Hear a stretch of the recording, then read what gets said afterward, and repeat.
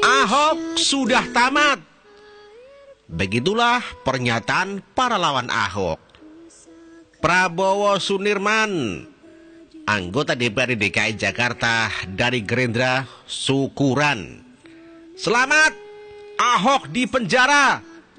Begitu bunyi tulisan yang ditaruh di atas meja. Ada nasi tumpeng. Kesimpulan bahwa ketika Ahok di penjara, ia tamat. Sepintas lalu ada benarnya. Terlalu banyak fakta yang mendukung kesimpulan itu. Ahok tamat ketika ia kalah di Pilkada DKI oleh Anies Baswedan. Ahok tamat ketika ia divonis 2 tahun penjara. Namanya juga sudah masuk ke dalam jurang. Ia disebut sebagai terpidana dan penista agama. Ahok tamat karena ia berhasil dari double minoritas, Kristen dan Tionghoa, dan tidak mungkin bertarung di negeri yang mayoritas Muslim.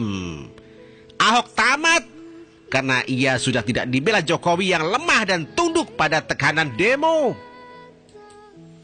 Ketika Ahok dipandang sudah tamat dan bahkan sudah mati, Amin Rais bersorak, Agim bersujud syukur, Lius Sungkarisma telanjang, Rizik umroh alias kabur, Prabowo mimpi kursi RI 1, Fadlizon menari, dan Fahri Hamzah ketuk-ketuk palu.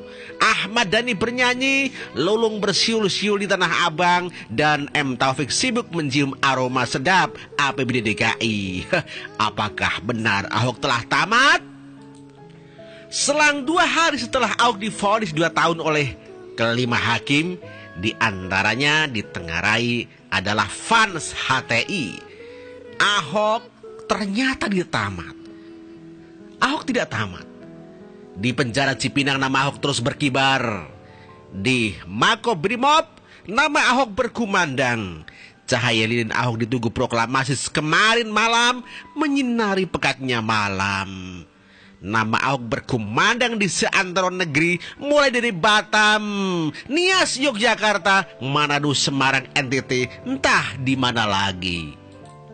Di luar negeri seperti di Singapura, Malaysia, Australia, Inggris hingga di PBB, nama Ahok semakin berkibar.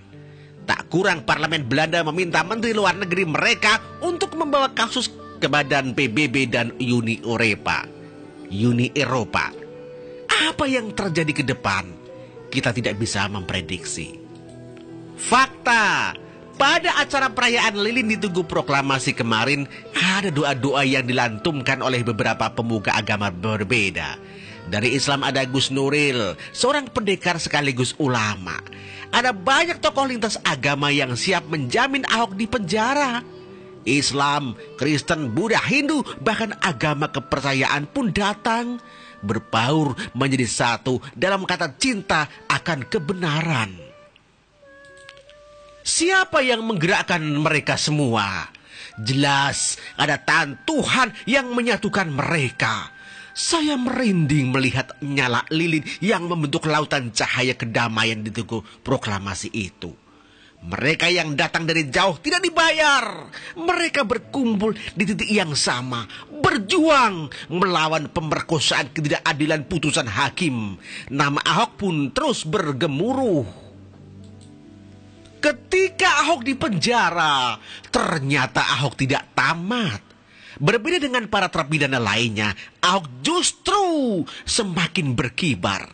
Sejak ia kalah pilkada, nama Ahok beriak mewangi di antara bunga-bunga dahsyat di balai kota. Namanya terukir indah ketika ia bersama Jarod berhasil menyabut rekor muri sebagai peraih parade bunga terpanjang di Indonesia. Jika melihat jejak Ahok di dalam karir politiknya, maka salah besar jika Ahok dikatakan sudah tamat atau mati. Ketika Ahok kalah di Pilgub Bangka Belitung, karir politik Ahok bersinar di DPR Senayan. Ketika ia menjadi cagup Jokowi, namanya terus berkumandang. Saat dia menjadi gubernur DKI Jakarta menggantikan Jokowi, nama Ahok merasuk sepelosok ke Jakarta. Ketika Ahok kalah pilkada DKI oleh Dentuman Sara, lalu divonis penjara 2 tahun, pelosok Indonesia bangkit meneriakkan namanya. Para pendukung Ahok mulai daripada bermunculan, nama Ahok yang dikira sudah tamat malah justru semakin meroket.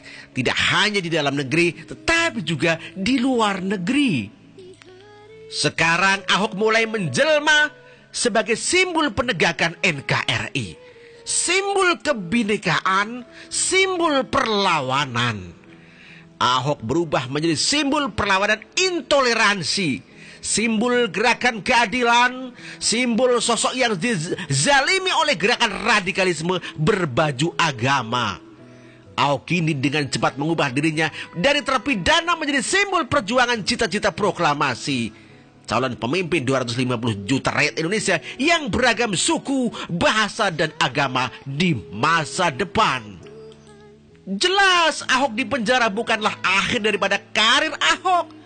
2 tahun di penjara dipotong remisi dan hanya wajib menjalani hukuman 2/3. Maka Ahok akan dengan cepat bebas. Itu pun kalau bandingnya ditolak. Kalau ia dihukum lebih ringan lagi oleh pengadilan yang lebih tinggi, maka Ahok lebih cepat keluar penjara. Ketika Ahok keluar penjara, Ahok akan menjadi simbol utama sebuah gerakan politik, yaitu kemanusiaan, persamaan hak dan keadilan, sebuah simbol pergerakan politik yang sangat tinggi. Ada potensi Ahok berubah dari zero to hero. Simbol-simbol perlawanan Ahok lewat pendukung fanatiknya terbukti tidak terhenti pada vonis 9 Mei 2017 lalu. Saya yakin ke depan nama Ahok akan terus menjadi bingkai perlawanan kepada kaum intoleransi, kaum radikalis. Ahok akan menjadi sosok pejuang pencari keadilan, pencari kebenaran.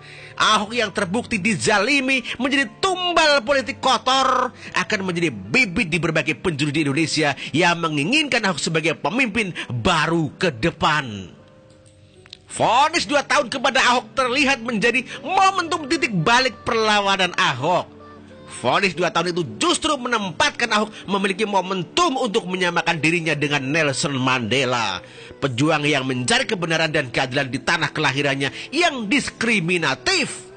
Dan itulah mulai terlihat sejak Mei lalu. Nama Ahok terus bergemuruh.